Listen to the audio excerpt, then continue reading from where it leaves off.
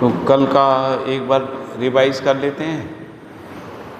तो हम लोगों ने कल यहाँ देखा था कि जिसको हम जीवन कह रहे हैं वो उसमें मन, वृत्ति, चित्त, बुद्धि, आत्मा, ऐसे 5 बल हैं और जीवन में 5 शक्तियाँ हैं, है ना। आशा, मन में आशा, वृत्ति में विचार, चित्त में इच्छा, बुद्धि में रितंभरा और अनुभव में प्रमाण, है ना। इसके बाद मन, वृत्ति, चित्त, बुद्धि, आत्मा में 2-2 क्रियाएं हैं, है ना। तो जो मन में क्रिया है जिसको हम लोग कह रहे हैं आस्वादन का क्रिया और चयन की क्रिया, है ना। तो आस्वादन और चयन 2 प्रकार से होता है। एक होता है शरीर मूलक प्रणाली से, है ना, जिसको कह रहे हैं शरीर मूलक प्रणाली से आस्वादन चयन। दूसरा है अनुभव मूलक प्रणाली से चयन और आस्वादन, है ना। अनुभव मूलक प्रणाली से चयन पहले होता है, फिर आस्वादन होता है। रुचि मूलक प्रणाली से आस्वादन पहले होता है, फिर चयन होता है ना, ऐसा। तो शरीर मूलक प्रणाली से जो आस्वादन होते हैं वो रुचि मूलक आस्वादन होते हैं, जिनको हम लोग शब्द, स्पर्श, रूप, रस, गंध विषयों का आस्वादन कह रहे हैं ना। 4 विषयों का और 5 इंद्रिय संवेदनाओं का आस्वादन।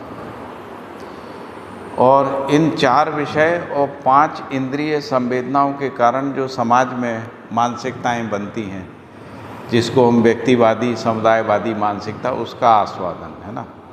शक्ति केंद्रित शासन का आस्वादन। शक्ति केंद्रित शासन का भी एक आस्वादन है ना।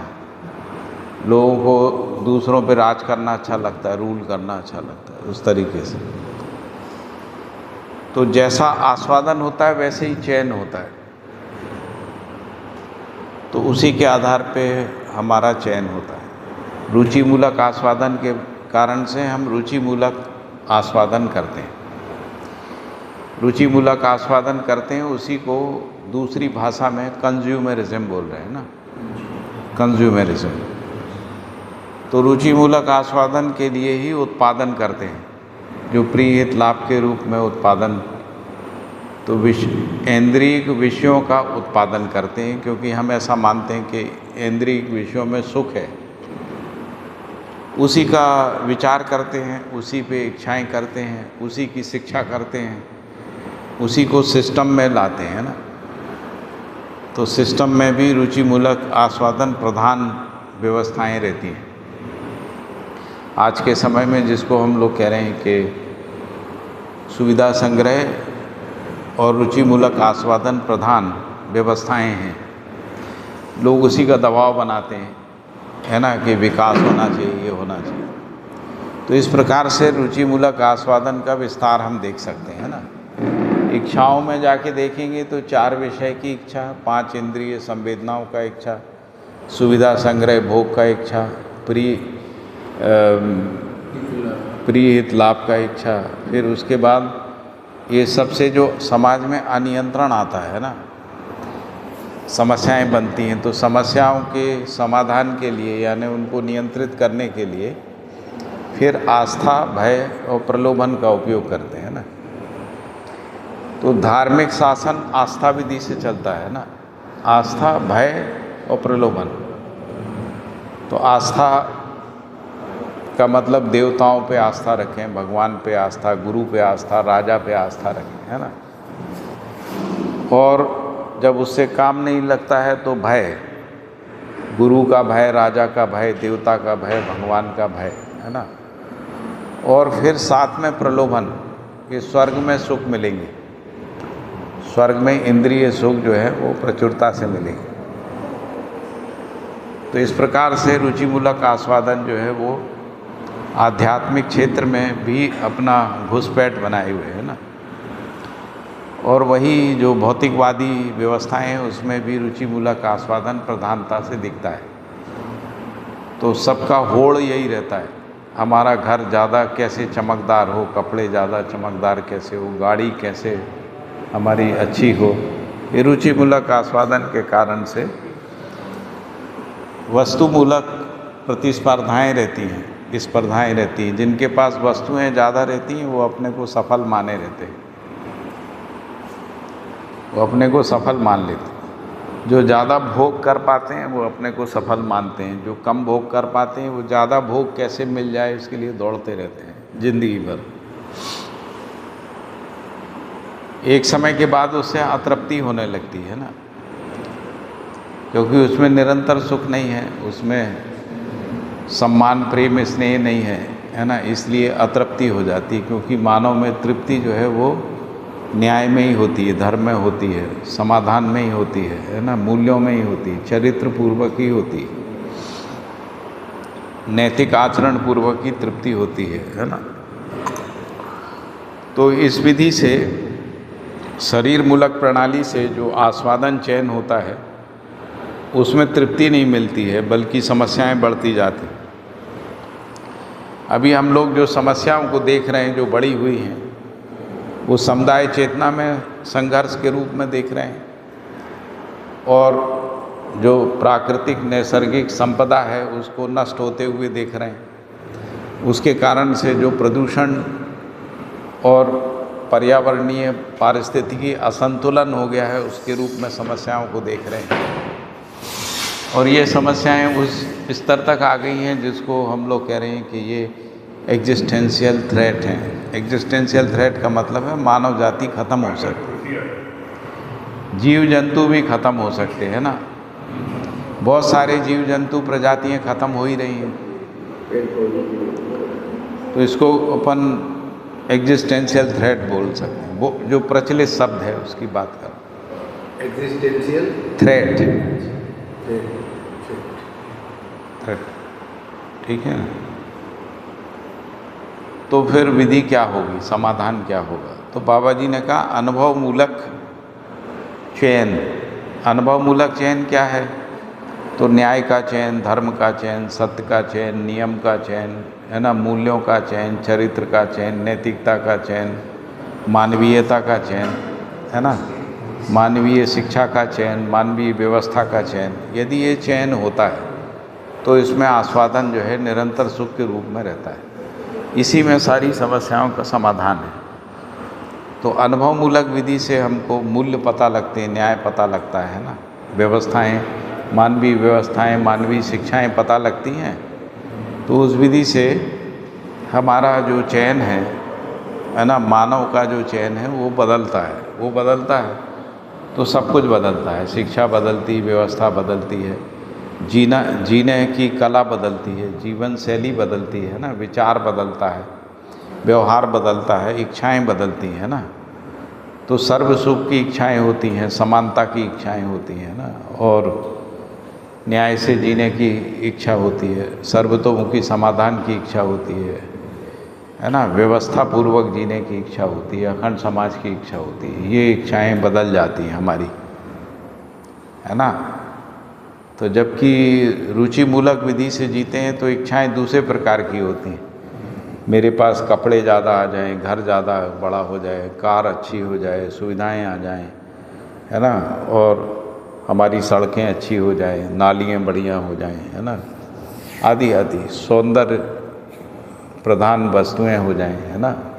तो हम सौंदर्य को व्यवस्था में नहीं देखते हैं, सौंदर्य को वस्तु में देखते हैं ना, चमकदार वस्तु। जैसे पैकेजिंग में हम लोग मानते हैं कि अच्छा पैक किया हुआ खाना है तो वो अच्छा होगा, ऐसा मानते हैं। गुणवत्ता नहीं देख पाते, पैकिंग देखते हैं। तो जिसका पैकिंग अच्छा होता है उसका बाज़ार अच्छा होता है ना, ऐसा हो गया।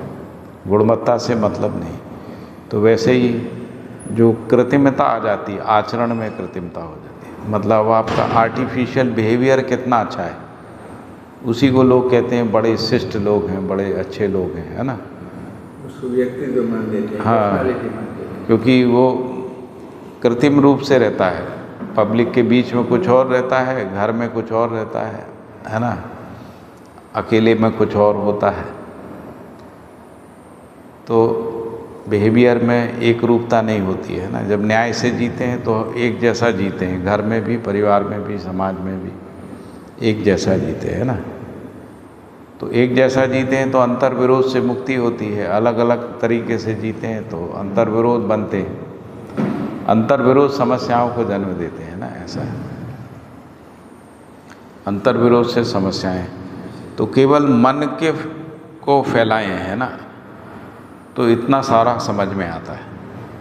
आस्वादन चैन को यदि हम समझते हैं, क्योंकि मन में यदि आस्वादन चैन शरीर मूलक होता है तो ऐसा संसार निकलता है, और मन में यदि अनुभव मूलक चयन होता है और आस्वादन होता है तो एक दूसरे प्रकार का संसार का चित्रण होता है ना। तो इस प्रकार से मन के क्रियाकलाप को मानवीय क्रियाकलाप में, मानवीय आचरण में समझने के अर्थ में वो जो पिछला चार्ट हमने देखा था, है ना, वो चार्ट था। अभी हम लोग जो अगला चार्ट कर रहे हैं, वृत्ति में क्या होता है ना, वृत्ति में, है ना। तो अभी हालांकि मन की बात करते हुए हमने वृत्ति और चित्त की भी बात की है ना, लेकिन फिर भी एक बार वृत्ति में किस प्रकार से होता है। वृत्ति का मतलब है जहाँ पे तुलन और विश्लेषण का क्रिया होता है, जहाँ पे विचार होता है, जिसको अपन विचार है, जहाँ निर्णय होता है, क्योंकि हम विचार पूर्वक निर्णय लेते हैं ना, उस जगह को कह रहे हैं कि वो वृत्ति है। हर व्यक्ति अपने अंदर तुलन और विश्लेषण को पहचानता ही है। तुलन विश्लेषण पूर्वक हम विचार करते ही हैं, है ना। हम जब भी विचार करते हैं तो किसी के साथ तुलना करते हैं और उस वस्तु का विश्लेषण करते हैं ना। विश्लेषण भी तुलना पूर्वक ही होता है ना। तो रंग की तुलना करना, आकार की तुलना करना, है ना, उपयोगिता की तुलना करना, मूल्य की तुलना करना, है ना, ड्यूरेबिलिटी की तुलना करना, उसकी गुणवत्ता की तुलना करना, तुलना पूर्वक ही विचार होता है ना। तुलन विश्लेषण भी तुलन पूर्वक होता है। तो इसी प्रकार चित्त में चिंतन और चित्रण नाम की क्रिया होती है। इस पर अपन बाद में करेंगे, पहले ये तुलन और विश्लेषण के रूप में बात करें। तुलन और विश्लेषण को जब हम समझते हैं तो पता लगता है कि जब शरीर मूलक प्रणाली से जब हम चयन करते हैं, आस्वादन करते हैं और फिर चयन करते हैं, तो जो विचार उससे जब प्रभावित हो जाता है तो हमारा विचार भी रुचि मूलक हो जाता है ना। प्रिय हित लाभ का विचार चलता है। तो प्रिय हित लाभ का विचार, प्रिय का मतलब होता है रुचि मूलक विचार, है ना। हित का मतलब शरीर मूलक विचार है। लाभ का मतलब है वस्तु मूलक विचार। वस्तु मूलक विचार में हम ज़्यादा कम दे के ज़्यादा वस्तु मिल जाए, इसका विचार। कम वस्तु दे के ज़्यादा वस्तु या ज़्यादा लाभ मिल जाए, ज़्यादा पैसा मिल जाए, है ना, उसको कहते हैं वस्तु मूलक विचार। वस्तु मूलक विचार लाभ केंद्रित विचार होता है ना। तो हम इसको लाभ को पूरे मानव समाज में देखते हैं। व्यापार में भी लाभ है, घर में भी लाभ है ना, राष्ट्र में भी लाभ है, लाभवादी दृष्टि रहती है। सभी दुनिया के देश अपना अपना लाभ देखते हैं ना। समाज में भी लोग अपना अपना लाभ देखते हैं, घर में भी अपना अपना लाभ देते हैं। लाभ का मतलब है ज़्यादा कम दे के ज़्यादा मिल जाए, है ना। जैसे अभी टैरिफ लगा दिया, मतलब हम देंगे कम लेंगे ज़्यादा, है ना। तो ज़्यादातर जो व्यापार होता है उसमें यही प्रवृत्तियाँ रहती हैं। व्यापार का जो पर्पस है वो क्या है? व्यापार का पर्पस है कि वस्तु सुलभ हो जाए, वस्तु का विनिमय हो जाए, है ना। वस्तु विनिमय के लिए तो विनिमय एक व्यवस्था है, उस व्यवस्था का प्रयोजन है वस्तुएं सुलभ हो जाए, उसका प्रयोजन लाभ नहीं है ना। तो इसलिए हम देखेंगे कि जो विनिमय जब से शुरू हुआ, पहले लाभ नहीं था, वस्तु विनिमय होता था। मुद्रा के आने के बाद लाभ हो गया, और पहले लाभ हम कहते थे आटे में नमक के बराबर है, और अभी ऐसा हो गया है कि ये लाभ बढ़ता चला जा रहा है ना। तो आटे में नमक यानी 1% भी, उससे भी कम होता था। अभी ये 40, 50, 70, 80% जहाँ जैसा जिसका दांव लग गया कोई 200 गुना भी लाभ लेते हैं ना, ऐसा होगा। तो लाभ जो है लोभ बस होता है, लोभ के कारण से लाभ पैदा होता है, और लाभ से शोषण जन्म लेता है, शोषण से अपराध जन्म लेता है, अपराध से अपराध का विरोध होता है, अपराध का विरोध होता है तो द्रोह विद्रोह होते हैं ना, लूट खसोट होती है, चोरी डकैती होती है ना। जब ये बड़े स्तर पे हो जाता है तो हिंसा होती है ना, लूटते हैं तो मार काट भी करते हैं ना, मारते भी हैं, और ज़्यादा हो जाता है तो युद्ध करते हैं। तो इस प्रकार से जो लोभ, लाभ, शोषण, अपराध, विरोध, द्रोह, विद्रोह, हिंसा, युद्ध, ये सब लाभ से निकलता है, लाभवादी दृष्टिकोण से निकलता है ना। इससे मानव समाज नहीं बनता, इससे वस्तु सुलभता भी नहीं होती है ना, क्योंकि जब तक पैसा नहीं होगा तो वस्तु मिलेगी नहीं, है ना। तो इसलिए वस्तु सुलभता होती नहीं, और इसके कारण से अमीरी गरीबी में खाई भी बनती, समाज में अमीरी गरीबी की खाई बनती। जब अमीरी गरीबी की खाई होती है तो गरीब में अमीरों के प्रति विरोध ही बना रहता है,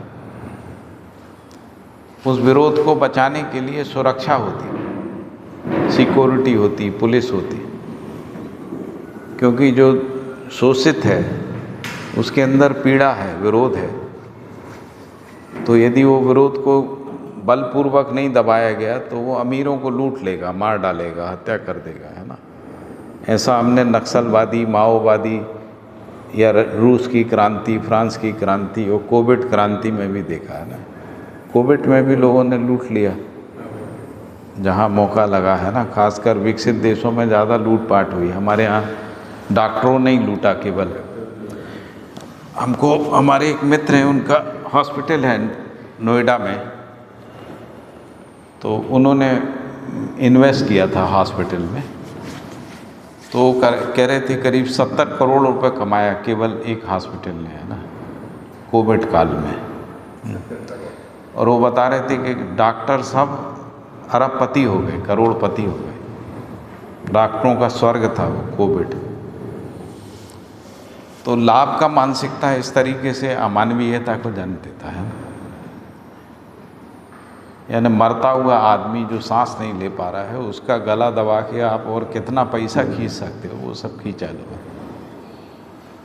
ये सब जगह हुआ, अहमदाबाद में भी हुआ, मुंबई में भी हुआ, दिल्ली में भी हुआ, है ना, दुनिया भर में हुआ, भारत के बाहर भी हुआ, सब जगह। तो इसलिए लाभ जो है वो अमानवीय है, मानव समाज नहीं बनने देता, है ना। इसी तरीके से प्रिय है ना, प्रिय का विचार। तो प्रिय के विचार में क्या होता है कि जैसे कोई स्वाद हमको अच्छा लगता है, टेस्ट अच्छा लगता है, वो हमेशा नहीं लगता, तो हम टेस्ट बदलते रहते हैं, टेस्ट बदलते रहते हैं। तो टेस्ट बदलते रहते हैं तो नई नई चीज़ें आती जाती हैं। फिर टेस्ट में एक स्थिति के बाद गुणवत्ता का ह्रास होता है, टेस्ट बढ़ता है ना। फिर टेस्ट की हैबिट डालने के लिए कुछ रसायनों का प्रयोग होता है। जैसे कुछ चॉकलेट होते हैं जो बच्चों को खाने दे दिए जाएं तो कुछ दिन के बाद उसका टेस्ट डेवलप होके उसका लत लग जाती है, हैबिट बन जाती है, उसका लत लग जाती है, फिर वो वही मांगते हैं, वही खाएंगे और कुछ नहीं खाते। हम इंदौर में थे तो एक चाय वाला जो है वो अफीम का जो छिलका होता है वो चाय में डालता था, तो उससे क्या होता है, उसकी चाय पीते थे, थोड़ा असर रहता था उसमें, तो उसके कारण उसकी चाय की दुकान में भीड़ लगी रहती थी, है ना। तो ये सब जिसको अपन कहते हैं रुचि मूलक आस्वादन में टेस्ट को प्रदान करते हैं, फिर उसका लत डाल देते हैं ना, और उससे स्वास्थ्य का नुकसान होता है, हेल्थ नुकसान होती है ना। तो यदि प्रियवादी प्रवृत्तियाँ परिवर्तनशील हैं, है ना, प्रियवादी प्रवृत्तियाँ जो हैं भोग अति भोग को प्रोत्साहित करती हैं। प्रियवादी प्रवृत्तियों में नित्य सुख नहीं है ना, निरंतर सुख नहीं होता है, इसलिए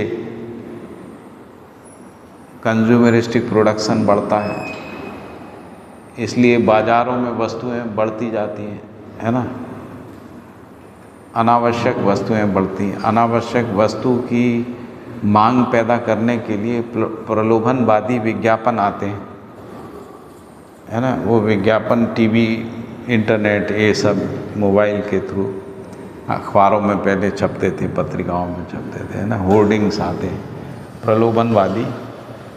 उस प्रलोभन से प्रभावित होके कंज्यूमरिस्टिक विचार जो है वो बढ़ता है, उसका दबाव आता है तो इच्छा बन जाती है। इच्छा पूर्ति के लिए फिर आदमी किसी भी सीमा तक चला जाता है ना। तो ज़्यादातर लोग अपना तर्क गढ़ लेते हैं, जैसे करप्ट लोग अपना तर्क बना लेते हैं कि यदि हम करप्शन नहीं करेंगे तो हम बच्चे की फीस नहीं दे सकते, क्योंकि उनको अपने बच्चों को सरकारी स्कूल में नहीं पढ़ाना है, सरकार से तनख्वाह लेना, पढ़ाना उनको पब्लिक स्कूल में, है ना। और फिर क्यों ना पढ़ाएं, क्या व्यापारी के ही बच्चे पढ़ा सकते हैं क्या? हमारे बच्चे भी पढ़ सकते हैं। तो शिक्षा भी व्यापार बन जाती है, उससे फिर प्रलोभन आता है, बढ़िया आलीशान 5 स्टार होटल बन जाते हैं ना, मतलब होटलों से भी अच्छे स्कूल हैं। आप देखेंगे मसूरी में चले जाइए, आप साउथ में, केरल में चले जाए, मसूरी में, मैसूर में देखिए, है ना, ऊटी में एक स्कूल है, 700 एकर्स में स्कूल है। क्या स्कूल है, मतलब स्वर्ग जैसा स्कूल ऐसा, लेकिन उसका कीमत देते हैं, उसका कीमत देते हैं, है ना। तो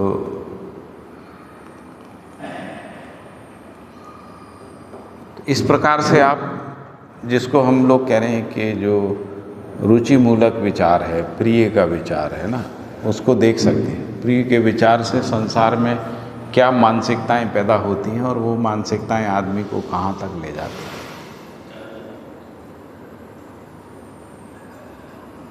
है ना। तो ये दिखता है।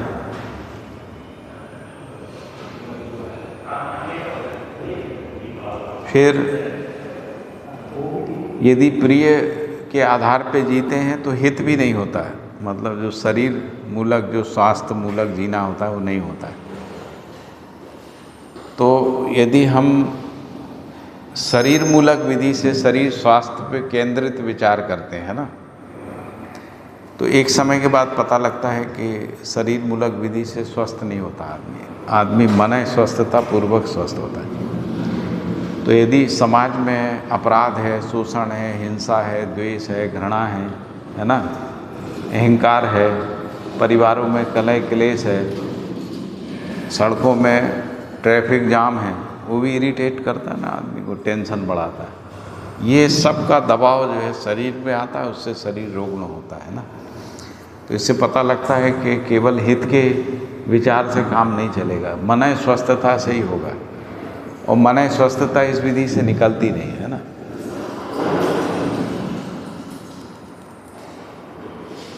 तो प्रिय हित लाभ का विचार जो है वो मानव जाति में समस्या मूलक है, ये समझ में आए। तो प्रिय हित लाभ से और दूसरी भी चीज़ें बनती हैं, जैसे मेरा प्रिय सबका प्रिय नहीं होता है, मेरा प्रिय कुछ लोगों का प्रिय होता है। इसके आधार पे जो सीमा में मानसिकता बनती, संकुचित मानसिकता बनती, और ये जो संकुचित मानसिकता है ये समुदाय चेतना को जन्म देती है। समुदाय चेतना में प्रिय के आधार पे ही समुदायों का पहचान होता है, कपड़े के आधार पे, रंग के आधार पे, खाने पीने के आधार पे, यहाँ तक कि जो आर्ट है उसके आधार पे, हिंदू आर्ट, मुस्लिम आर्ट, क्रिश्चियन आर्ट, ऐसा है ना। चित्रकारी भी, पेंटिंग करते हैं वो भी हिंदू, मुस्लिम, क्रिश्चियन, है ना, तिब्बती, बौद्ध, ऐसा हम लोग आर्ट का भी डिवीज़न करते। साइंस भी, यूनानी चिकित्सा, आयुर्वेद चिकित्सा, ऐसा। साहित्य भी, कविता भी, कहानियाँ भी, है ना, ये सब कहानियाँ भी, यहाँ तक लोगों के नाम भी कहते ये तो मुस्लिम नाम है ना, तो कहला आपने क्यों रख लिया तो नाम भी आइडेंटिटी इशू कह रहे, इसी को आइडेंटिटी मानते हैं ना, तो उसके कारण से आइडेंटिटी क्लैसेस होते हैं, आइडेंटिटी के क्लैसेस होते हैं, उससे मानसिकता बनती है जो समुदाय मानसिकता, हर समुदाय में अपनी वस्तु के चयन के आधार पर बनती है, इसलिए स्वयं श्रेष्ठता का अहंकार रहता है, उससे आपस में विरोध बनते हैं, उसी के प्रति मान्यता से कट्टरता आती है ना, कट्टरता जो है सांप्रदायिक सामुदायिक हिंसा को जन्म देती है।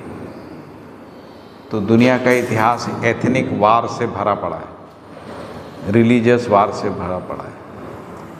रिलीजियस वार को भी हम धर्म युद्ध कह देते हैं, जैसे क्रूसेड है, क्रूसेड का मतलब होता है धर्म युद्ध, जिहाद का मतलब होता है धर्म युद्ध।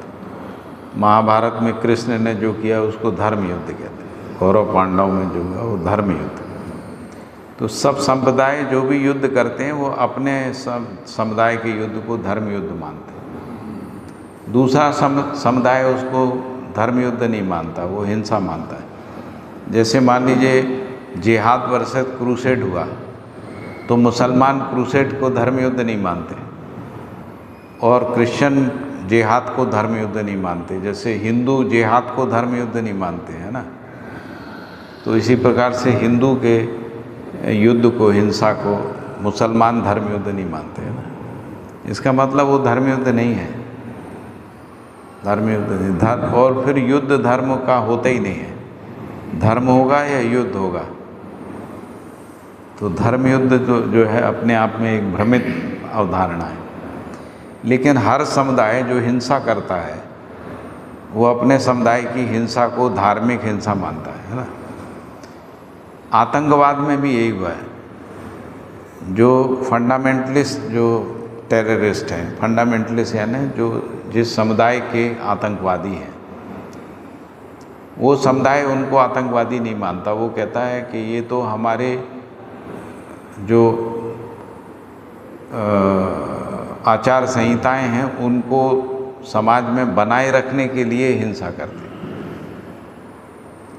जैसे ऐसा कपड़ा पहनो, ऐसा ऐसे रहो, ऐसे करो, आदि आदि, है ना। जो इस्लाम में कहा गया उसके आधार पे जियो, नहीं जियोगे तो मारेंगे, जैसा हम अफ़गानिस्तान पाकिस्तान इधर उधर सुनते हैं ना। अभी हिंदुओं में भी शुरू हो गया है, ऐसा करोगे तो मारेंगे, पार्क में जाके शिवसेना ने शुरू किया, ये सब हो गया, आदि आदि। धर्म रक्षक बोलते हैं उनको, गुंडा मवाली नहीं बोलते, है ना। दूसरा समुदाय का आदमी उनको गुंडा मवाली ही बोलता है ना, माफिया कहता है, और वो अपने माफिया को धर्म रक्षक मानते हैं ना। इसलिए ज़्यादातर जो धर्म प्रचारक होते हैं एक समय के बाद फिर वो हिंसा के समर्थक हो जाते हैं। जितने भी टेररिस्ट ऑर्गेनाइजेशंस हैं उन सब के मुखिया कहीं ना कहीं धर्म प्रचारक ही होते हैं, जो ये मानते हैं धर्म की रक्षा के लिए, है ना, वो हिंसा करते हैं। तो इससे पता लगता है कि विचार यदि हमारा रुचिमूलक होता है तो वो समुदाय चेतना को जन्म देता है। समुदाय चेतना से मानव युद्ध, हिंसा, विरोध, द्रोह विद्रोह का शिकार होता है ना। इसका समाधान मानव चेतना है। यदि मानव चेतना का विचार आता है, मानव चेतना में हम सभी को मानव मानते हैं, सभी को मानव मान के ही हम हिंसा को, युद्ध को परिभाषित कर पाएंगे, नहीं तो हम कर नहीं सकते, अभी तक हो नहीं पाया। जैसे जो लोग कम्युनिस्ट और वायलेंस करते हैं, जैसे माओवादी, नक्सलवादी हैं, माओवादी नक्सलवादियों को जो कम्युनिस्ट कंट्री है वो मानते ही नहीं कि आतंकवादी हैं। तो संयुक्त राष्ट्र संघ में वो कहते हैं कि वो सोशल रेवोल्यूशनरी हैं, सोशल रेवोल्यूशनरी है, ऐसा मानते हैं ना। उनको आतंकवादी नहीं मानते, इसलिए अंतर्राष्ट्रीय स्तर पे निर्णय नहीं हो पाता है कि हमको माओवादी नक्सलवादियों को ख़त्म करना है, निर्णय नहीं हुआ। ऐसे ही इस्लामिक फंडामेंटलिस्ट को नहीं मानते, इसीलिए हर इस्लामिक जो राष्ट्र है वो अपने आतंकवादियों का प्रश्रय करता है, चाहे वो अफ़गानिस्तान हो, पाकिस्तान हो, हूती हो, हयात हो, हमास हो, फ़िलिस्तीन हो, ईरान हो, तो ये सब, इराक हो, इन सब के आतंकवादी समूह हैं। उनको वहाँ का राज्य पालता है, क्योंकि वो राज्य उनका इस्तेमाल करता है। और यही पूरी मानव जाति में समस्या है, मतलब जिसको अपन कह रहे हैं जो मानव जाति ठीक से नहीं जी पा रही है, उसके मूल में ये है। तो इस तरीके से यदि हम यूनिवर्सलिटी में देख पाते हैं, तभी हम यूनिवर्सलिटी में समाधान का चित्रण होता है, नहीं तो समाधान का चित्रण नहीं हो पाता। समाधान वैचारिक रूप से समाधान का चित्रण नहीं होता है और व्यवहारिक रूप से समाधान का चित्रण नहीं होता। व्यवस्था भी समाधान के अर्थ में नहीं आती। तो फिर व्यवस्था का मतलब होता है और ज़्यादा सख्ती से नियंत्रण करना, इतना ही आता है। तो राजा को मजबूत करो, आर्मी को मजबूत करो, इंटरनल सिक्योरिटी को मजबूत करो, कानून को मजबूत बनाओ, है ना, ताकि बदला लो और रिटेलिएट करो, है ना, ऐसा होगा। तो इससे तो समाधान नहीं निकलेगा, ये धरती स्वर्ग नहीं हो सकती, मानव चेतना नहीं आ सकती। शिक्षा भी इसी के समर्थन में रहती है। शिक्षा भी राष्ट्रीयता को जन्म देती है, शिक्षा भी सामुदायिकता को जन्म देती है। स्कूल बढ़ जाते हैं, मुस्लिम स्कूल, जैनों के स्कूल, बौद्धों के स्कूल, हिंदुओं के स्कूल, फिर आचार्यों के स्कूल, है ना, इस आचार्य का वो स्कूल, उस आचार्य का स्कूल, उनका स्कूल, इनका स्कूल। उन सब स्कूलों में अपने समुदाय के प्रति मानसिकता को जन्म देते हैं। ये एक ही समुदाय के अंदर जो अलग अलग समुदाय होते हैं, छोटे छोटे, उन समुदायों में भी स्वयं श्रेष्ठता का अहंकार होता है ना। ब्रह्मा कुमारी वाला जो है वो श्री श्री के लोगों को दया की तरह से देखता है, इनको कुछ नहीं आता, अज्ञानी है, और वो लोग इनको दया से देखते हैं, मूर्ख हैं, इनको कुछ नहीं आता, ऐसा परस्पर एक दूसरे को मूर्ख माने रहते हैं। अंदर अंदर भी होता है, अंदर अंदर रहता है, सभी समुदायों में रहता है, सब में वो रहता है। आचार्य रजनीश के किसी फॉलोअर से बात करिए आप, वो मानता है कि दुनिया में सबसे विद्वान व्यक्ति तो रजनीश था, उससे ज़्यादा आप क्या बताओगे, है ना, ऐसा रहता है। तो सभी में रहता है, स्वयं श्रेष्ठता का अहंकार रहता है ना, क्योंकि समुदाय चेतना का यही लक्षण है। ये समुदाय चेतना का लक्षण है। समुदाय चेतना के मूल में मानसिकता जो है वो प्रियत लाभ का विचार है। प्रियत लाभ के विचार के मूल में जो है वो आस्वादन मूलक चयन है। आस्वादन मूलक चयन का मतलब है, जिसको बाबा ने लिखा, शरीर मूलक प्रणाली से आस्वादन प्रधान चयन। शरीर मूलक प्रणाली से आस्वादन प्रधान चयन। आस्वादन प्रधान चयन। आस्वादन प्रधान चयन के आधार पे जो विचार होता है वो आस्वादनों का ही विचार होता है। उससे जो मानसिकता बनती है वो आस्वादन प्रधान मानसिकता बनती है ना। उससे जो संस्कृति बनती है वो समुदाय संस्कृति बनती है। उसमें जो सभ्यता है वो समुदाय की सभ्यता है, मानवीय सभ्यता नहीं होती। इसीलिए हर समुदाय अपने को दूसरे समुदाय से ज़्यादा सभ्य माने रहता है।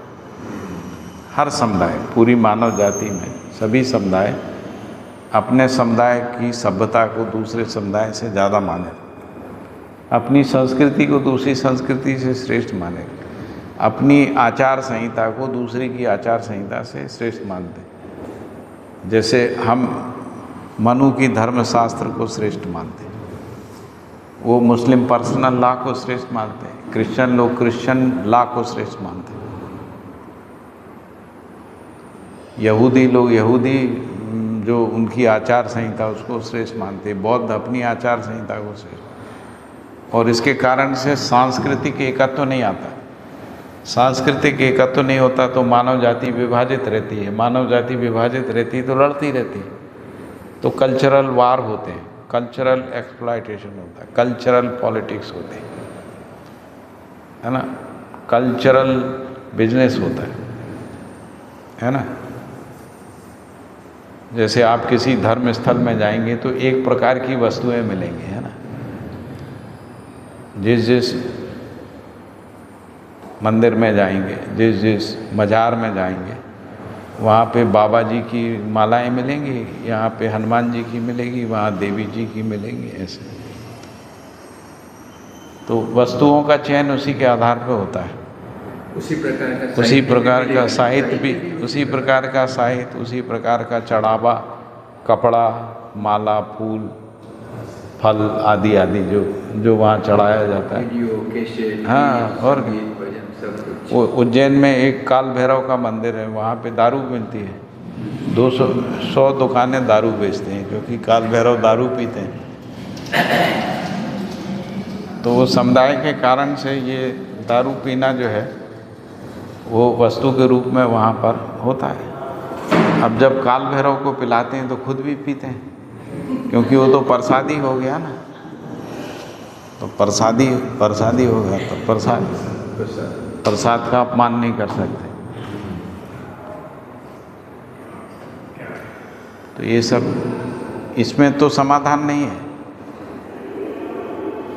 तो समाधान के लिए बाबा जी ने कहा न्याय का विचार, धर्म का विचार, सत्य का विचार, मानवीयता का विचार, है ना, मूल्यों का विचार, नियम का विचार, है ना।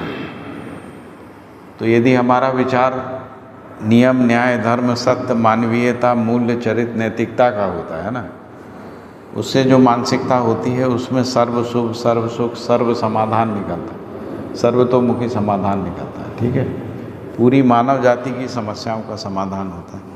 लेकिन समुदाय कैसे स्वीकार करेंगे, ये प्रश्न उठता है ना। तो समुदाय इस आधार पर स्वीकार करते हैं कि सभी में समझने की जिज्ञासा रहती है। दूसरा, अभी स्थितियाँ वैसी बन गई हैं, क्रॉस कल्चरल कम्युनिकेशन बहुत हो गया है। पहले क्या होता था, एक ही समुदाय में लोग रहते थे, दूसरे समुदाय को समझना नहीं हो पाता था। अभी हर समुदाय के साहित्य को, उनके आचरण को, उनकी विधि को, उनकी जीने के तरीके को, उनके इतिहास को, युद्ध को, हिंसा को, सबको समझता है। हम लोग सब पढ़ लिए है ना। सारे समुदायों में जो जो कुछ होता है लगभग सब कुछ हमको पता है, बच्चों को पता है, जो इंटेलेक्चुअल्स हैं उनको पता है। इसलिए उनमें समुदायों के प्रति इसको समस्या के रूप में देखने लगे, और इसीलिए फिर इंटरफेथ कैसे हो, स्पिरिचुअलिटी कैसे आए, इस पे बात करने लगे। एक कॉमन स्पिरिचुअलिटी, इंटरफेथ डायलॉग, ये सब शुरू होता है ना, क्योंकि वो समस्या है।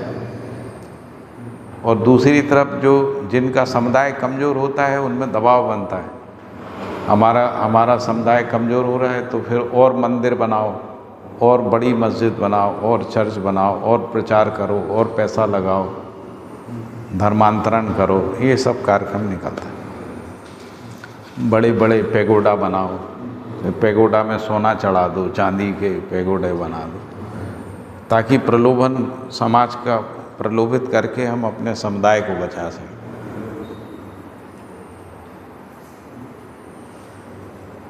ठीक है, ये समझ में आता है।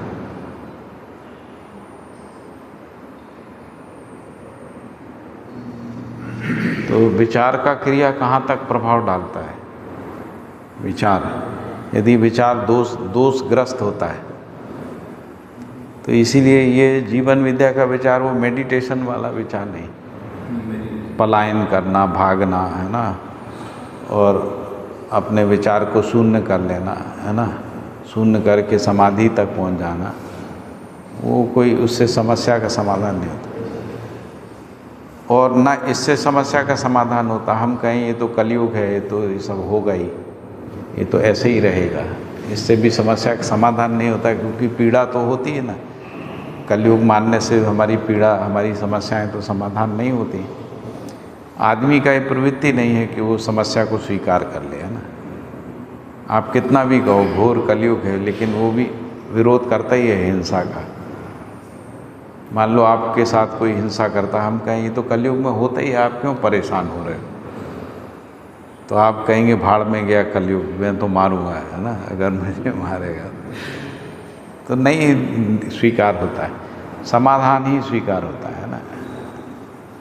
तो इसलिए जो यथावादी, यथास्थितिवादी जो लोग हैं, है ना, वो ध्यान हटाने के लिए ऐसे प्रवचन करते हैं, उपदेश कहते हैं, लेकिन स्वीकार नहीं होता है। अगर जाही विधि राखे राम ताही विधि रही है सही था, तो तुलसीदास ने रामचरितमानस क्यों लिखी? फिर जैसा चल रहा था चलने देते। तो बौद्धिक तृप्ति नहीं होती है ना, ये पता लगता है कि इससे बौद्धिक। शंकराचार्य बोले हैं भज गोविंदम गुड़ मते। हाँ, शंकराचार्य ने भी बोला है। तो वो स्वीकार नहीं होता ना। शंकराचार्य जी ने क्यों अष्टाध्यायी लिखा? केवल गोविंद को भजते रहते। क्यों अनुसंधान किया, क्यों घूमे, क्यों प्रचार किया, क्यों बुद्धिज्म का विरोध किया? यदि भज गोविंदम ही करना था तो बनारस के घाट में बैठ के भज गोविंदम करते, जहाँ उन्होंने ये चरपट मंजरी लिखी थी। तो नहीं किया। अब क्यों शास्त्रार्थ करने गए? भजन करते।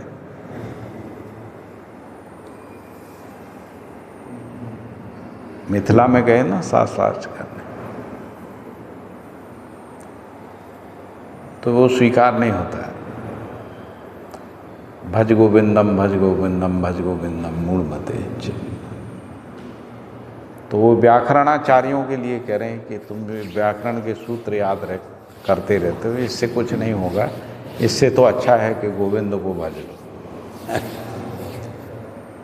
है ना। लेकिन गोविंद को भजने से समस्या का समाधान नहीं होता,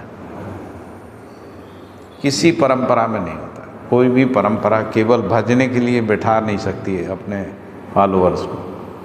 फॉलोअर भी भजने के लिए बैठ नहीं सकता। उससे कहो सब काम धंधा बंद करके भजो गोविंद को, तो कौन बैठेगा?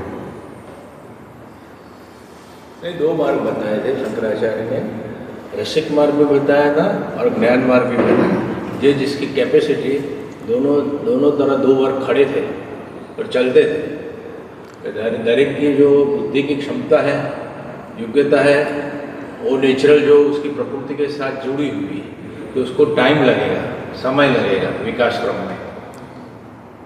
ठीक है, मतलब आपने एक बोला तो मैंने उसका स्पष्टीकरण दे दिया। हाँ, तो सर बात में से बात अभी मैं दूसरे का भी दे सकता हूँ, आपको सुनना हो तो मैं सुना देता हूँ, क्योंकि हम लोग दोनों तरीके से सक्षम हैं। समीक्षा करने में भी सक्षम है और मूल्यांकन करने में।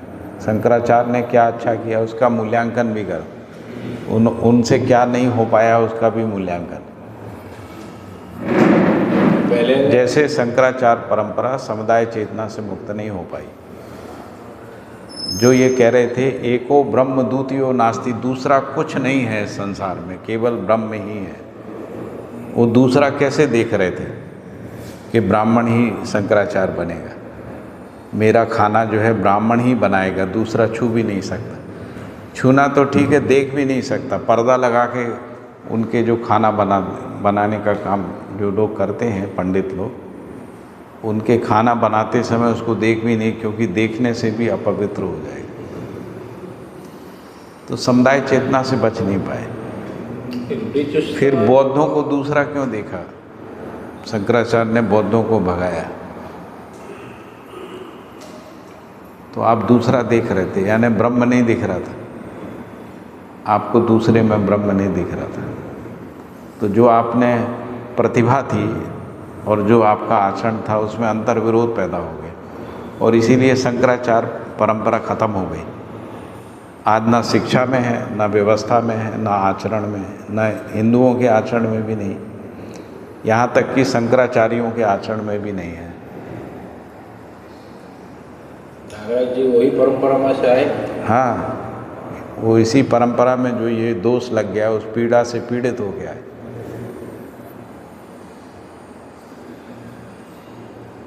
नागराज जी की पीड़ा तो यही थी ना, उनकी पीड़ा ये थी कि हम जिस संप्रदाय में लोग हमारे पैर पड़ते हैं, क्यों पड़ते हैं, हमने इनको क्या दिया है, शंकराचार्य परंपरा ने क्या दिया है। व्यवसाय को ठीक किया, शासन को ठीक किया, शिक्षा को ठीक किया, जो नया संविधान बना, क्या उसमें शंकराचार्य परंपरा का कोई योगदान है? कुछ नहीं। आस्था की जगह बन के रह गए बस, और एक दूसरे की निंदा कर रहे हैं। आज की स्थिति में तो एक दूसरे का, एक शंकराचार्य दूसरे शंकराचार्य की कर रहा है, एक शंकराचार्य किसी रामानुजाचार्य की उनकी कर रहा है, रामभद्राचार्य जी पे टिप्पणी कर रहा है, दूसरा प्रेमानंद पे कर रहा है, प्रेमानंद जी को कोई दूसरा एक शंकराचार्य सपोर्ट कर रहा है, दूसरा आलोचना कर रहा है। ये तो स्थिति है। अभी ये पिछले 3 महीने से देख रहे हैं ना, किसी ने प्रेमानंद पे टिप्पणी कर दी, प्रेमानंद को बचाने के लिए अभी मुक्तेश्वरानंद जी ने उनके पक्ष में कर दी। अभी मुक्तेश्वरानंद जी को पुरी के शंकराचार्य ने कहा ये तो शंकराचार्य नहीं, ये तो पाखंडी है। ये टीवी में जो चल रहा है, कैमरे के सामने के, अभी इसको क्या बोले आप बताइए इसको। नहीं, दोनों जो व्यवहारिक विद्या है और आध्यात्मिक विद्या है, दोनों में ऊर्ध्वगमन भी है और अधोमुखी भी है। हाँ। दोनों साथ में सब जगह रिजल्ट ऐसा ही है। तो सब समझदार और गंभीर होगा तो चलता ही रहेगा। हाँ। दूसरों को बंद करने जाए तो अपनी साधना कम हो जाएगी। तो अभी सबका प्रभाव खत्म हो गया। पहले ऐसा था कि शिक्षा जो है धर्म गद्दी के हाथ में थी, आज नहीं है, राज्य के हाथ में। संपत्ति का अधिकार धर्म गद्दी के पास था, आज नहीं है, आज राज्य के पास है। न्याय धर्म गद्दी के पास था, अभी राज्य के पास है। तो अब पावरलेस हो गए, अभी कुछ है नहीं। अभी जो इन सब शंकराचार्यों का पावर इतना ही है कि इनके पास संपत्ति है, मठों के संपत्ति। वही व्यक्ति जब महामंडलेश्वर रहता है तो उसका रुतबा अलग होता है। जैसे ही वो महामंडलेश्वर के पद से हटता है, वो सामान्य साधु हो जाता है। तो ये जो जैसे प्रधानमंत्री बनता है और प्रधानमंत्री पद से हट जाता है। जैसे मनमोहन सिंह जब प्रधानमंत्री थे और जब वो घर में बैठे थे, ऐसा नहीं। तो ये पावर किसका है? ब्रह्म का नहीं है, ज्ञान का नहीं है, पैसे का है, पैसे, संपत्ति का पावर। और उस संपत्ति के कारण से नेताओं से, ब्यूरोक्रेट से जो संबंध है, उसका पावर है। ऐसा है। ज्ञान का कहाँ पावर है? अपेक्षा तो ये थी ज्ञान का होना चाहिए था, ज्ञान हुआ ही नहीं। बेसिकली ज्ञान जिसको कहते हैं कि जो ज्ञान की सार्वभौमिकता है उसको नहीं पहचान पाए, तो ब्रह्म रहस्य ही बना रहा। तो ब्रह्म को रहस्य मुक्त शंकराचार्य नहीं कर पाए, है ना, ऐसा।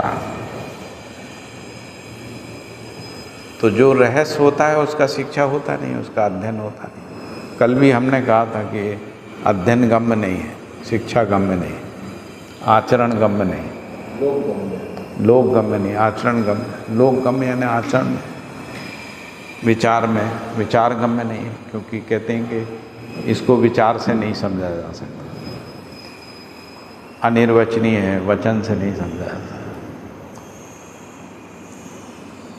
साधना में भी गम्य नहीं, कह रहे नीति नीति है, नहीं जान पाए, है ना, ऐसा है।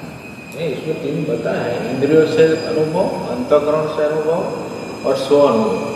जो सेल्फ होता है बनाया, मैं तो कह रहा हूँ जो स्व अनुभव के जो शीर्ष पे जो लोग पहुँचे हैं, उनके आचरण की बात कर रहे हैं। जो लोग कहते हैं उनमें क्या आचरण है? समुदाय चेतना के अलावा कोई आचरण नहीं है। समुदाय चेतना के अलावा कोई आचरण नहीं है। धीरे धीरे विकास होगा, ऐसे विकास नहीं हुआ ना। शंकराचार्य के बाद शंकराचार्य परंपरा सड़ गई, समृद्ध नहीं हुई। समृद्ध होना था ना शंकराचार्य का विचार, समृद्ध हुआ कि सड़ गया? जैसे नागराज जी को प्रश्न होता है, हमारे मन में भी बहुत प्रश्न होते हैं, और जो होने वाला है तो चलता ही है, कहीं भी जाओ वो उसकी दृष्टि धीरे धीरे बढ़ती है। पर जो जैसे ऐसे क्यूरियोसिटी जो जिज्ञासा नागराज साहब को हुआ तो मेरे को मिलना ही है, चाहिए ही, ऐसे है नहीं है ऐसा नहीं, पर परसेंटेज कम वो दिखाई नहीं देता है। मैंने तो आपको बताया कि धर्मगद्दी से शिक्षा चली गई, स्वास्थ्य चला गया, न्याय चला गया, संपत्ति का अधिकार चला गया, सारे मठ सरकारी हो गए, सरकार का नियंत्रण हो गया, ट्रस्ट बन गए, है ना। उसमें जो चढ़ा हुआ होता है वो पैसा सरकार के पास जाता है, या मंदिर में इकट्ठा होता है, उसमें भी झगड़े होते हैं, है ना। मुझे तो ये भी पता है कि अपराध में भी लगता है और राजनीति में भी लगता है ना। शिरडी के साईं बाबा ट्रस्ट पे सारे नेता क्यों आना चाहते हैं? क्योंकि वो पैसा चुनाव के समय लगता है, शेयर मार्केट में लगाते हैं और पैसा कमाते हैं, फिर और धर्मशालाएं बनाते हैं और गाड़ियाँ खरीदते हैं और मंदिर को सजाते हैं। जो आदमी नीम के पीछे, नीम के पेड़ के नीचे बैठ के एक टूटी सी, है ना, मस्जिद में बैठ के, है ना, काम करता था, आज वो चांदी सोने से, उसका मंदिर भी जो है चांदी सोने का हो गया। तो उसके आचरण के विपरीत परंपरा का बनना तो ये उसकी सड़ांध है ना, ये वैभव थोड़ी है। मंदिर का वैभव जो है वो देवी देवता से है कि मंदिर का वैभव सोना चांदी से? यदि सोने चांदी का वैभव तो सोना चांदी ज़्यादा शक्तिशाली है ना। यदि देवी के मंदिर की कीमत जो है सोने से बनती है तो देवी कमज़ोर हो गई ना, सोना शक्तिशाली हो गया, क्योंकि सोना प्रभाव को बढ़ाता है। और ये केवल हिंदुओं में ऐसा नहीं कह रहा हूँ, इस्लाम में भी यही, सबसे शक्ति, चर्चों में भी यही, जिस चर्च के पास ज़्यादा पैसा है वो शक्तिशाली। जैसे पोप के नियंत्रण में चर्चें हैं, इसीलिए पोप शक्तिशाली। पोप के नियंत्रण से चर्चें खत्म हो जाए, पोप क्या है? सामान्य आदमी।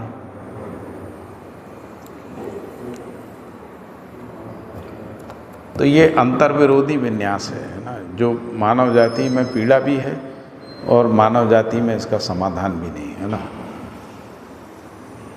पूरा प्रक्रिया, यदि हम इसको समझे बिना, हम इसको छोड़ के जीवन को समझने जाएंगे, मन वृत्ति चित्त बुद्धि, हम समझ ही नहीं पाएंगे।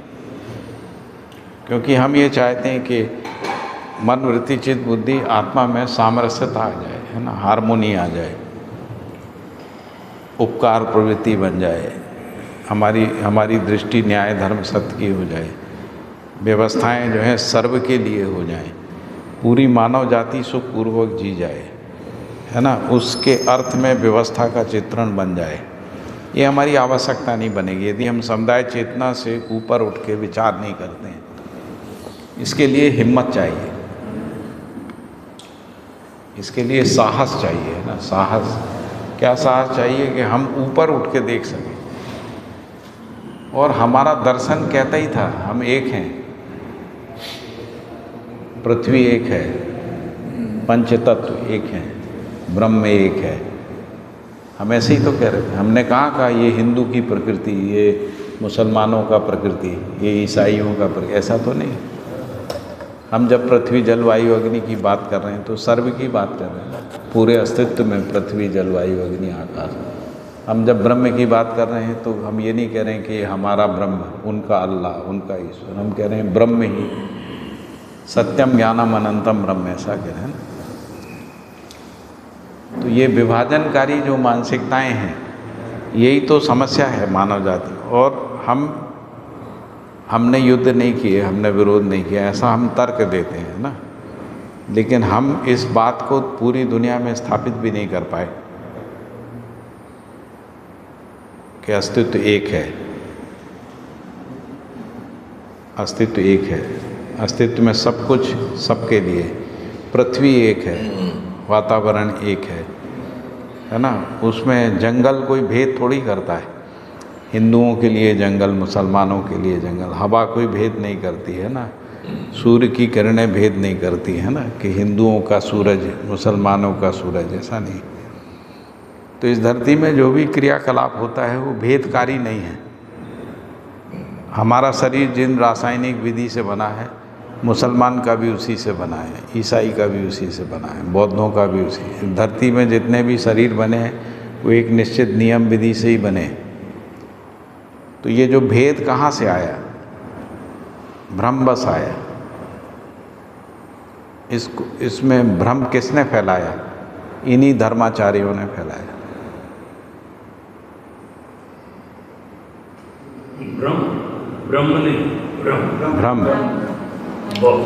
भ्रम समुदाय चेतना, समुदाय चेतना से भेद दृष्टि। हाँ, कि ये अपने हैं, ये पराये हैं।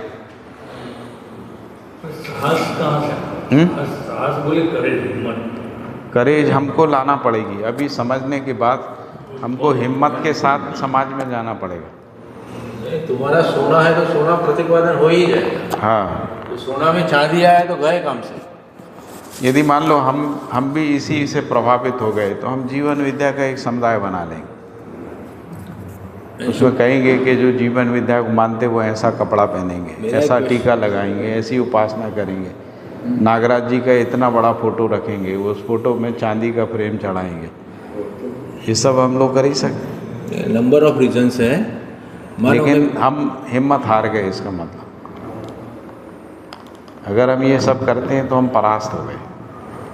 हमने गलत को स्वीकार कर लिया, आत्मसात कर लिया। तो जैसे उस लाइन में 1000 समुदाय हैं तो एक और समुदाय जुड़ गया, 1000 के आगे 1001 हो गया, है ना। तो प्रवृत्ति वही बन जाएगी जैसा है, तो यहाँ समाधान नहीं निकलेगा। तो इसीलिए मैंने कहा समाधान के लिए ही साहस के साथ सोचना पड़ेगा। मानव जाति एक है, मानव धर्म एक है, मानव का आचरण एक है, मानव में समुदाय चेतना भ्रम है, व्यक्तिवादी चेतना भ्रम है, मानव सह अस्तित्व में है, मानव में समानता है, स्त्री पुरुष में समानता है, समानता में ही न्याय है। असमानता में कोई न्याय नहीं होता है ना, समानता में ही न्याय है। तो समान न्याय के समान सिद्धांतों को आचरण में लाना, उसके लिए साहस चाहिए। मेरा कुटुंब है, मेरा 4 भाई है और 3 बहनों हैं। तीनों का बुद्धिमत्ता अलग अलग है। ये तो बाय बॉन्ड जो है, ये जो बुला रहा है परमाणु अणु से और रसायन, तो धीरे धीरे समाज में आने से तो थोड़ा रहेगा। मानो तुम मेरे समाज में आए, या तो मैं तुम्हारे समाज में, और मेरे साथ 4 भाइयों आएंगे, 3 बहनों आएंगे, पर जो ग्राफ पेपर है, जो समझा है, मानो इधर जाए से बाहर बोलेगा ऐसा ऐसा बात किया था, तो ऐसा पूरा सिचुएशन नहीं होता है, तो ये कारण बन सकता है। हाँ। अगर जो सही है तो वो तो पॉजिटिव ही करे, कहीं भी जाए उसको 1 + 1 2 ही दिखाएगा। ये जो प्रक्रिया है परमाणु, इसको थोड़े से बड़े स्केल में देखो। बड़े स्केल में ऐसा पूरा मानव जाति में है। तो मेरा घर पे भी ऐसा है, कोई इसमें है, कोई इसमें नहीं। मेरा ये कहना है कि आप तो ये जो बाय बॉर्न माता पिता से आता है, जुड़ा हुआ है बुद्धि, तो बुद्धि प्रेरित और वासित और मान्य तो एक साथ तो नहीं होगा। और जो ले आए हैं गए जन्मों से, वो आउटपुट ऐसा ही रहेगा। नहीं, मेरा ये कहना है, और अब जो ये समाज का बात है, मैं मेरे बात पूरी करूँ। ये घर का शुरू हुआ, फिर परिवार में जाए, परिवार में सब लोगों को ऐसा बॉन्ड तो ऐसा ही है, जो प्रकृति है उसके साथ ही जुड़ा हुआ है अपना जीवन, उससे आगे जाए समाज में। ये तो प्रश्न नॉन स्टॉप रहेगा, मगर जो समझदारी से चलेंगे सब कुछ तो नो प्रॉब्लम। एक प्रोजेक्ट बहुत बड़ा है, मानो को मेरे कोई इंजीनियर होना है तो भी कितना लगनी लगाना पड़ता है। तो ये तो क्या अस्तित्व के साथ रहना, निभाना, चलना, मानना, उसको प्रेरित करना, तो प्रोजेक्ट बड़ा है। ऐसा सब जगह ऐसा है। ये प्रोजेक्ट जिसने राजपुरुषों ने मुका तो पूरा दम लगा के मुका है, पर उसको समझ नहीं पाए। ऐसा थोड़ा तो रहेगा। तो ऐसे ही जो साधकों ने भी दम लगाया है, आप प्रॉब्लम है इसमें कम दम नहीं लगाया है। किसी को बंद नहीं कर सकते। हाँ। पर मैं समझा होता, भाई पाठक साहब से मुझे क्या मिलता है, बस पॉजिटिव। जो साधक ऐसा चलेगा। मेरा एक नियम है, एक माँ बाप, दूसरा शिक्षक हो, तमाम शुरुआत से मेरा, तीसरा राजकीय पुरुष हो, सरपंच से लगा के ठीक बीटो श्रुति का, और चौथा जितना साधक कोई भी संप्रदाय में, साकार हो, निराकार हो, प्रकट हो, प्रत्यक्ष हो, वो और वहाँ तक सब धीरे धीरे बढ़ेंगे तो चलेगा। और जिसका जो बड़ा है उसको स्वीकार करना पड़ेगा। वो अभी कैसे दिखाई देगा तो उसकी बुद्धि में ऐसा आया नहीं है, मगर जो थोड़ा कुछ समझा है तो स्वीकार करेगा। और ये जो है एकदम तो नहीं आएगा। मेरा क्या 80% आया तो मेरा बहन को 30% भी नहीं आया, और मेरा दूसरा भाई को 0% में नापास हुआ। एक ही घर में एक पटावाड़ा होता है और एक दूसरा घर में हाईएस्ट ऑफिसर होता है, तो साहब तो एक सरखा ही देता है। तुम इधर सबको सब एक सरखा ही देते हो, आप में कोई भेदभाव नहीं है। पर मेरी कैपेसिटी, उनकी कैपेसिटी जो जन्मजात है वो कैसे बदले, रसायन जो है वो कैसे बदले, जो पिंड मिला हुआ वो कैसे बदले, एक मेन रीज़न है। तो और दूसरे साथ जो होता है तो होता है। तो धीरे धीरे पढ़ने से, सुनने से दृष्टि तो सूक्ष्म होने वाली है। मानो कोई तुमने दिया तो मेरी दृष्टि सूक्ष्म होती ही रहती है और मुझे लाभ भी है। पर ऐसे सोचने वाले और मानने वाले और स्वीकार करने वाले ऑल ओवर जो पिक्चर है उस हिसाब से हमारी जवाबदारी है। सही को समझना और सही को फॉलो करना। ठीक है। मैं भी भाई साहब ने बोला ना, तो मैं एक बोली तो आपने बोला है ना कि तो यहाँ ये जो मध्यस्थ दर्शन सहअस्तित्ववाद ये कहता है कि हर इंसान, हर मानव समझदार बनने की उनमें क्षमता है। हर इंसान, मेरी बात सुन लो पड़े, हर इंसान डॉक्टर नहीं बन सकता, कारपेंटर नहीं बन सकता, किसान नहीं बन सकता, प्लम्बर नहीं बन सकता, समझदार इंसान बन सकता है। तो है ही, वो तो ये है, ये सच्चाई है, ये सच्चाई। वो हर जगह वो सच्चाई नहीं बताई, उसकी समझ नहीं, हर जगह सच्चाई नहीं बताई। एक मिनट आप बोल लिए इनको। संवाद पॉजिटिव होना चाहिए, तंदुरुस्त है। अब मेरी बात सुनो, पहले इनका सुनते हैं फिर आपका, आप फिर आगे फिर बोलिएगा। अच्छा दोनों रुक जाइए, आपको सुन लेते हैं। जो सही क्या है और सही को समझ के उसके लिए आगे बढ़ना चाहिए। बिल्कुल गैर समझ ठीक है। अभी आप बोलिए। उन्होंने कहा सही को समझ के सही की दिशा में आगे बढ़ना चाहिए। आप बोलिए, आप क्या। आज जो आपने बोला कि इधर समझदारी की शक्ति, तो दूसरी में लगभग 7 से 8 संस्थाओं से मैं जुड़ा हुआ और हर जगह मैं वार्तालाप करता हूँ और सबको स्वीकार करता हूँ। तो मेरी जो कैपेसिटी थी बढ़ गई, इधर आता हूँ तो और बढ़ गई। तो एकदम तो मैं सक्षम तो नहीं होगा, समझदारी पूरा आ रही है, नहीं आ रही ऐसा नहीं है। ठीक, मैं ब्रह्मा कुमारी में, मेरी बात सुनो, 11 साल से जुड़ा हुआ हूँ, आप भी जुड़ा है, मैंने अभी छोड़ा नहीं। उसकी फिलोसॉफी अलग है, मैं समझ गए। मैं वेदांत में जा रहा हूँ, वहाँ भी सुन रहा हूँ, सबके दिल में मैं बसा गया। क्यों? उसकी जो विशेषता है मैंने ग्रहण की। एक दिन में पूरा मैं पाठक साहब से नहीं समझ सकता। मेरी तो वाइफ आपसे सहमत हूँ। हाँ, एक मिनट और यदि पूरा करूँ, और सबका विशेषता आप देखते हैं तो आपका क्षमता बढ़ता है। ठीक है, और बात करूँ, जो आप जो मैं 3 दिन से आपको मैं पूरा नहीं पहचान सकता हूँ, और 10 साल निकाल तो भी नहीं, तो नया मिलता जाएगा जो मेरी इस तरह होगी। तो जी ऐसा रखना पड़ेगा, तो सब अच्छा ही लगेगा। मुझे हर जगह सब लोग अच्छा ही लगता है। ठीक है, अब आप अभी मैं बोलूं? अब बोलो ना। इसमें कहाँ रुपया पैसा लेने की बात है। तुम्हारी सोच होगी तो मेरे में आएगी, और मेरी सोच होगी तो तुम्हारे में आएगी। ठीक, एक एक करके सबको सुन सकते। हाँ, यही सोच ही बदलने की। कोई बात नहीं, अभी मैं बोलता हूँ, मैं नहीं कहता हूँ। मैं आपने बोला कि 15 साल से मैं ब्रह्मा कुमारी में 20 साल से हूँ। मैंने भगवत गीता के 6-7 अलग अलग कॉपी पढ़कर एक ऐसी भगवत गीता लिखा है ताकि लोगों की समझ में आए। इस ज्ञान में आने के पहले की बात है। और मैंने स्वाध्याय में गया था। मैंने दादा, वो जो दादा कौन है, भगवान पांडुरंग शास्त्री, उसके बाद ये गायत्री परिवार है। हमने 6 धर्मों का अभ्यास भी किया है। हमने जो वेद पुराण उनके बारे में गूगल पर निकाल कर सब कुछ पढ़ा है, उसका सार संपन्न। ये 2023 नवंबर से ये शिविर किया, उसके बाद इसमें लगे तो हमें समझ में आया कि जो वास्तविकता यहाँ बताई है, जो सच्चाई यहाँ बहता है वही है। तो सच्चाई को स्वीकार करना चाहिए। हमारे पास इतना तो दिमाग होना चाहिए। ऐसा हम नहीं कहते कि जो कुछ किया वो गलत है, लेकिन उनमें अधूरास है। हम ये कहना बस तुम्हारी दृष्टि बराबर है। बस हमारी दृष्टि से नहीं है, जो सत्य है वो तो ये भी नहीं, वो आप जो कह रहे हैं वही बात ये भी कह रहे हैं। बस वही बात, मतलब जब एक से दूसरे के पास गए तो क्यों गए, कुछ कमी लगी, कमी उनमें कुछ ज़्यादा दिखा, उसको स्वीकार कर लिया। ऐसे करके इन्होंने अपने क्षमता का विकास किया है ना। विकास करते करते आज यहाँ आ गए, यहाँ से भी कुछ सीख रहे हैं और क्षमता का विकास कर रहे हैं। इसमें क्या दिक्कत है? नहीं, कोई पूरी दिक्कत मानव नहीं। जाति ऐसे ही होती है ना। ठीक है, एक मजेदार थोड़ी एक आपने बात मैं अपना कहता हूं। संस्मरण बताया, आपने ये देखा वो देखा फलान देखा, कुछ कुछ उस समय अच्छा लगता था।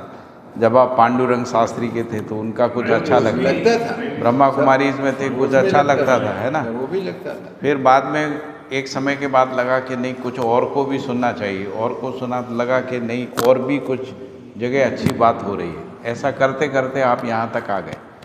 23 में आपने किया, फिर यहाँ पर एक और अलग तरीके से बात हुई, तो आपको लगा कि नहीं, ये वाला तो नहीं था वहाँ पे, है ना, ये कुछ नई बात है, तो आपका मन लग गया।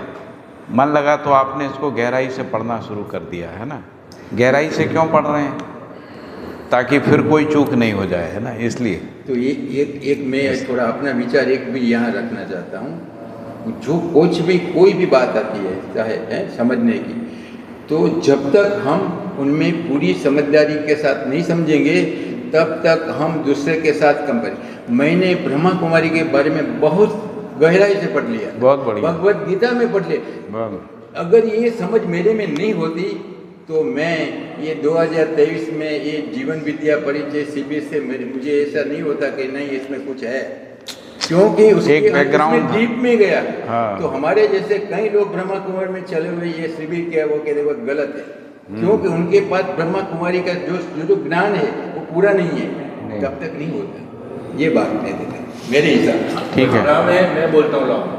अब हमारी समझ में आ गई कि हम हमारे जो सुनते हैं हमारी बात, हमारे समझ में आया ये है कि वो तो रख के भी बोले हाँ, तो आएगा। तो हमारी समझ में आए। और अब हम इतना कह सकते हैं कि जो हमको सुनते हैं, हमारी मानते हैं, तो उसको हम बता सकते हैं कि तुम इसमें इसका अभ्यास करो और सुनो, तो दूसरी जगह जाने का ज़रूरत ज़्यादा नहीं पड़ेगी और टाइम नहीं बिगड़ा। हमारे पास तो अब टाइम ज़्यादा नहीं है, मगर जिसके पास है उसको सीधा हम गाइडलाइन कर सकते हैं। बहुत बढ़िया।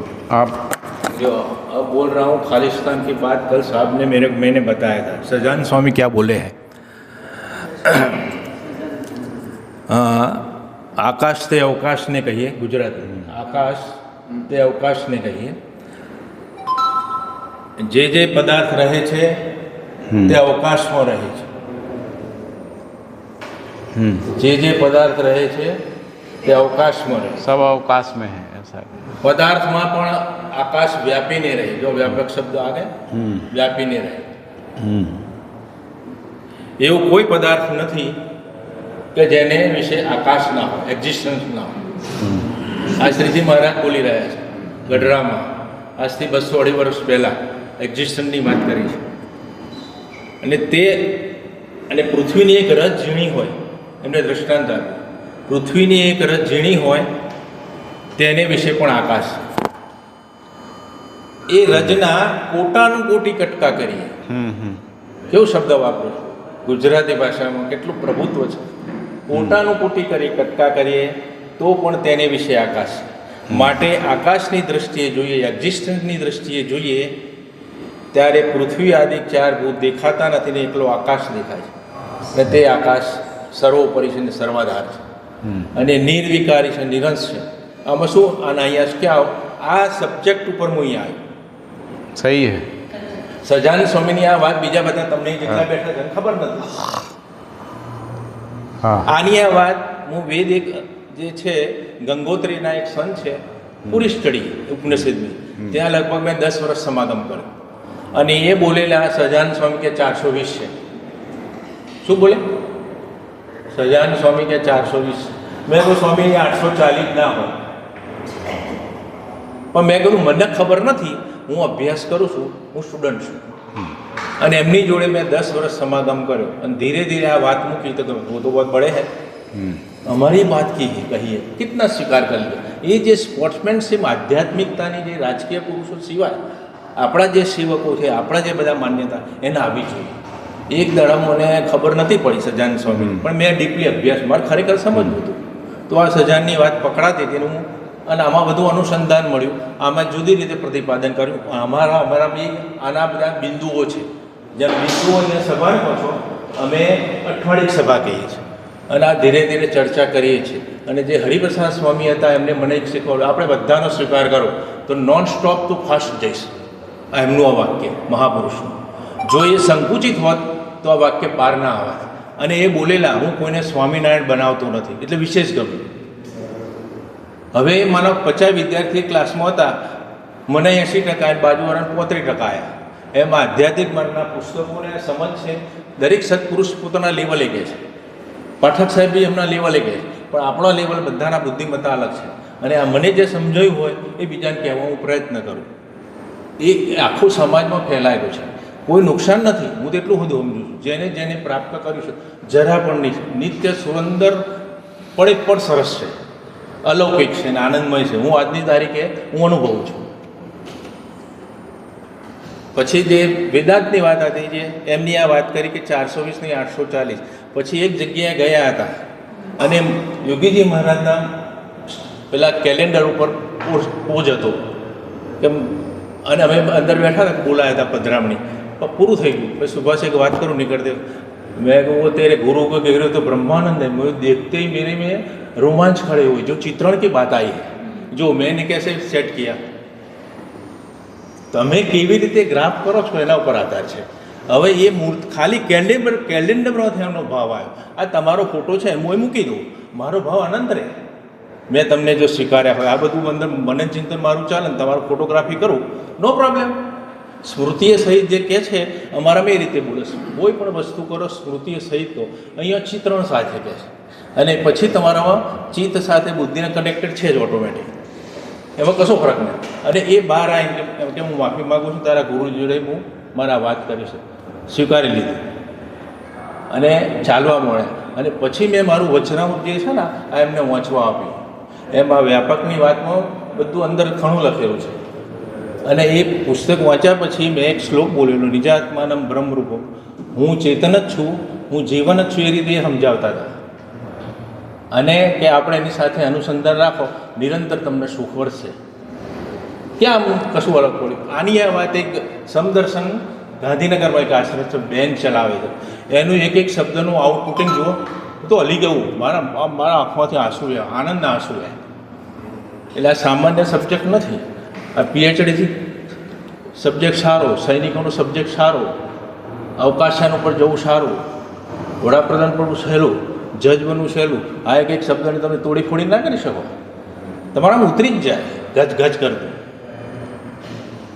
અહીં સીધો અનુભવ થાય એટલે સમજી જવાનું વાત સત્ય. પણ મને મારી બુદ્ધિ પ્રમાણે આની આ વાત બેસે જ.